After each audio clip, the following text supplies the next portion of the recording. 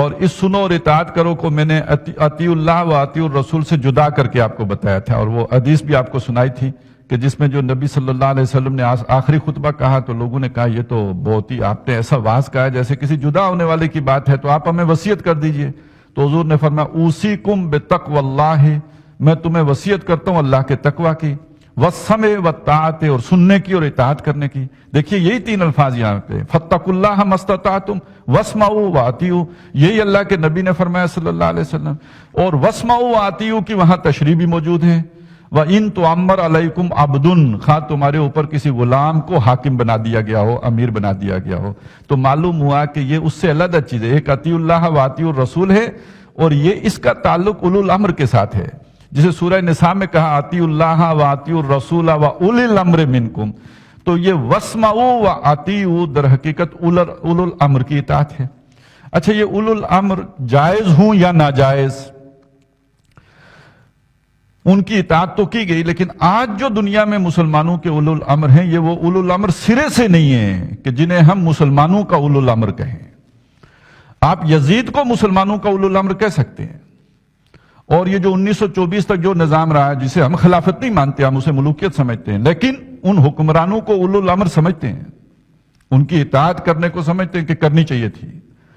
لیکن آج جو حکمران ہیں ان کو اولو الامر سمجھنا ہے ہی مغالطے کی بات، کیونکہ انہوں نے اللہ کا حکم نافذ کرنے کی بجائے انگریز کا حکم نافذ کر کے رکھا ہوا ہے، اور ان میں سے بہت سے وہ ہیں جن کے دلوں میں یہ بات پوری طرح جم کے بیٹھی ہوئی ہے کہ دین کے احکام کے مقابلے میں جو دنیا نے ماڈرن احکام نکالے یہ زیادہ بہتر ہیں، نوع انسانی کے لیے زیادہ اچھے ہیں، اور یہ خلافت جیسے بوسیدہ نظام کے مقابلے میں جمہوریت کا نظام اعلیٰ و ارفع ہے۔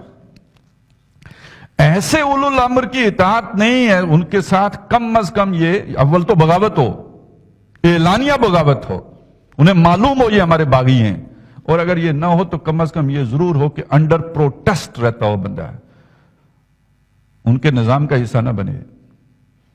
یہ وہ فتوے ہیں جو انگریز کے دور میں تو دیے گئے کہ انگریز کی نوکری حرام ہے، انگریز کے چیلوں کے دور میں نظام وہی رہا، لیکن یہ کہ وہ فتوے غائب ہو گئے۔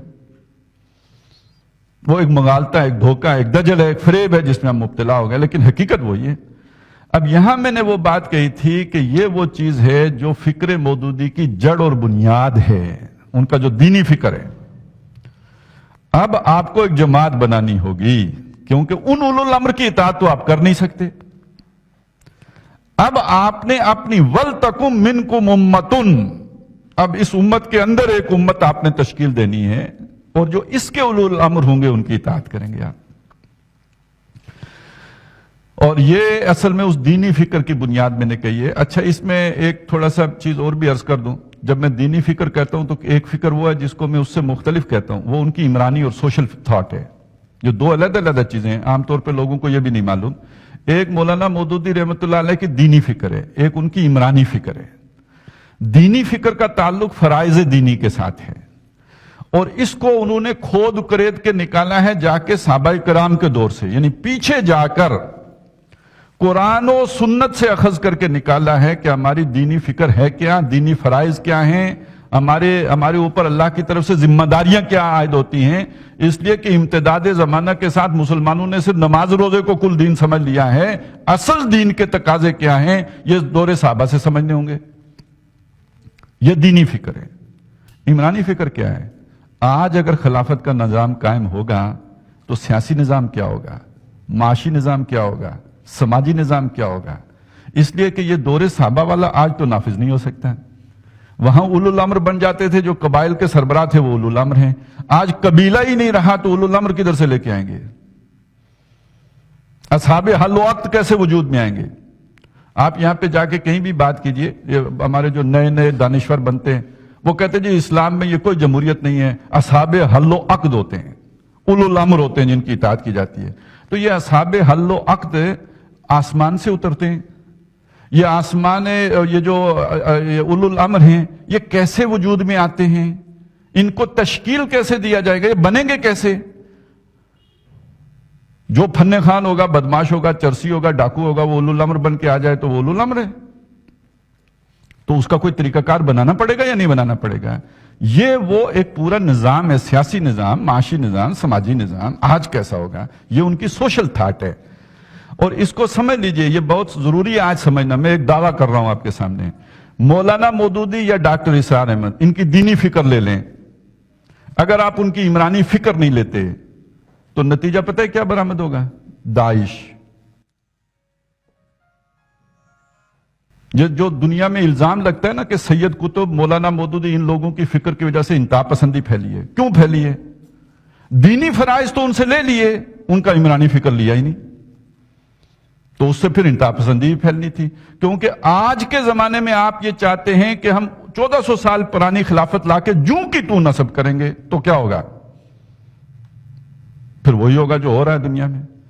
آپ وہ عمرانی فکر لیں تو یہ بلکہ دنیا میں جو کلیش ہے نا, جو دو آپس میں دعوے ٹکرا رہے ہیں, ایک کو ہم کہتے ہیں ماڈرنزم ہے, اور دوسرے وہ ہیں جو قدیمیت پسند ہیں, رجت پسند بھی کہتے ہیں.